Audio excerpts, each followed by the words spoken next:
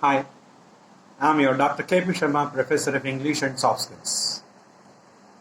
Now I'm going to take interview skills related. Interview skills related are stated to be of soft skills. Yes, straight away. I have divided these interview skills into 4 parts. Yes. Now part 1. Facing interview is an art. Yes, really it is. One must be an artistic person to face the interview. Interview here in the company is two-way interaction. Yes. Interviewer and the interviewee is going on. Both of these persons are going to make the conversation. Questioning, answering in such a way. It would be a pleasant one. For that it which every one of the student community, every one of the students, dear students, you have to prepare well before you are going to attend for the interview. And some of the things that's what you need to have, the qualities. In this part 1 I am going to discuss. So you must be very perfect by the time you are going to give your self-introduction. Self-introduction must not exceed 1.5 minutes maximum. Yes, maximum 1.5 minutes. And all the things must be covered in it. It must be quite impressive. And apart from that, you must be a good-looking person. By the time you are going to attend for the interview, you must be good-looking. Yeah, very good. Please sit in such a way the person who is going to conduct the interview should have to ask the candidate. So, in such a way, our approach must be, what we call, in all the sense, looking to look, dress or each and everything. And here, one must be with good manners. You are going to be observed from top to bottom. Dear students, you are going to be observed from top to bottom. You have to keep your legs intact with one another. There must not be more than 6 inches in between the legs. Yes. Sit humbly. Sit in a systematic way. Use your complete body language in the sense.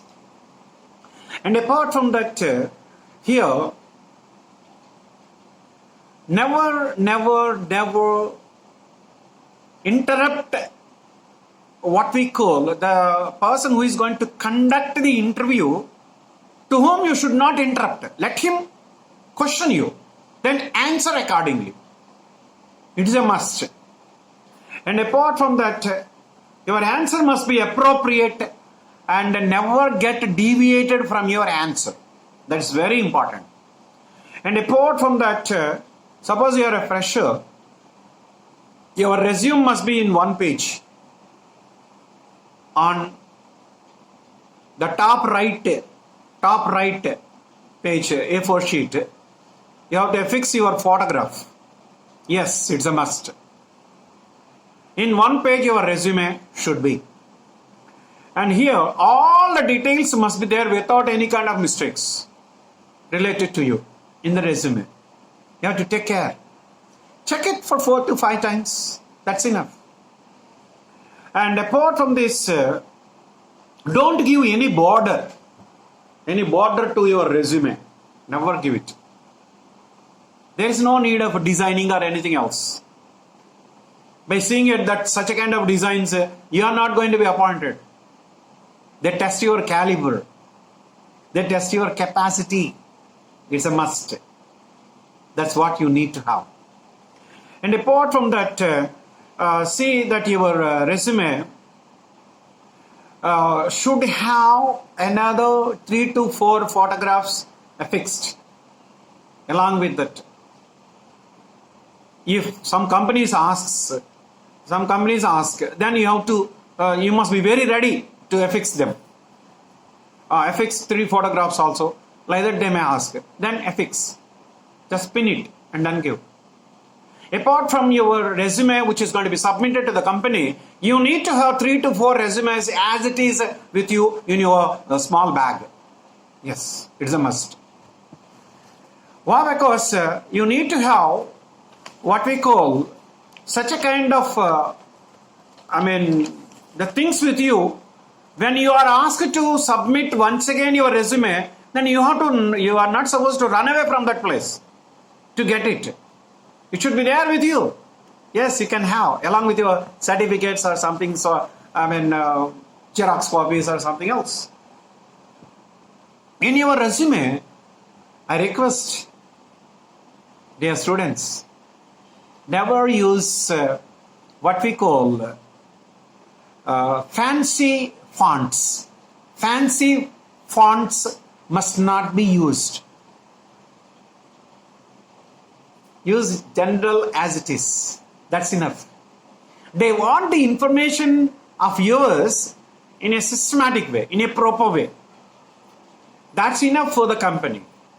And here you need to have another thing. You need to mention your achievements related in your resume perfectly. Suppose you had achievements right from your 7th standard, let it be. If they are, notified, then make a mention. No problem. Yes. Particularly focus your achievements related to your degree. That's more than enough. And apart from all these things, you have to maintain your body language. Yes. You must not sit sidely and that's this side and then or lean back. That is not correct. Sit firmly. Sit firmly. That will be going to be observed by the company authorities. You must be very careful. And apart from that, it's a face-to-face interview. By the time you are going to attend for the technical interview with appropriate knowledge, definitely you will be placed. Definitely. Some companies are going to conduct a technical interview in 2 sets. Technical interview 1, technical interview 2, like that. Prepare well and then go ahead. No problem. You will be selected. Yes. You must have that confidence. That confidence will be able to make you be driven. Yes, you can go move. You can go forward in the sense. And you must be very polite by the time you are going to attend for any kind of interviews. Decent. It's a must that you need to have. And better take what we call a pen, and what we call a handbook, a small handbook with you by the time you are going to attend for any kind of interviews. If they are going to say anything, you can make a note. Okay, make a note of one thing. I'll ask you based on this some questions like that. Then make a note. For that, sir, I don't have paper. Will you please give me paper? You cannot ask. You should have the things with you. So this is highly essential. And here, some questions will be there on your project work. Yes, definitely. You must be able to answer the project work related questions. If you have done that project with your complete knowledge, there will be no problem for you to answer all the questions related to the project. In 4-2, you have to do project. So, prior to that, better, my suggestion, dear students, do any projects in 2-2 or 3-1 or 3-2 related to engineering, related to graduation, general graduation. Do some projects after year 1 is completed, year 2 or year 3. You do some projects before you are going to do main project, so that you will be able to get some experience, out of which you will be, what we call answerable to the questions. You will be able to answer the questions easily. If you have this much of experience, you never fail by the time you are going to give the answer related to what we call the project. That's what I told you, dear students. You need to have grip over your project. Nook and nook corner of every one of the things related to that project should be known to you clearly. so that you can answer any type of questions related to the project by the time you are going to be questioned in the interview. You never fail. So focus yourself in such a way.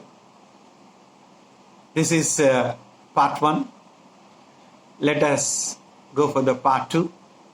Prior to that, my request, please share to your friends and relatives and so on these videos so that they can go through. Not only sharing, but please subscribe my YouTube channel so that I can give you more and more videos. See you in part 2 of the interviews. Thank you.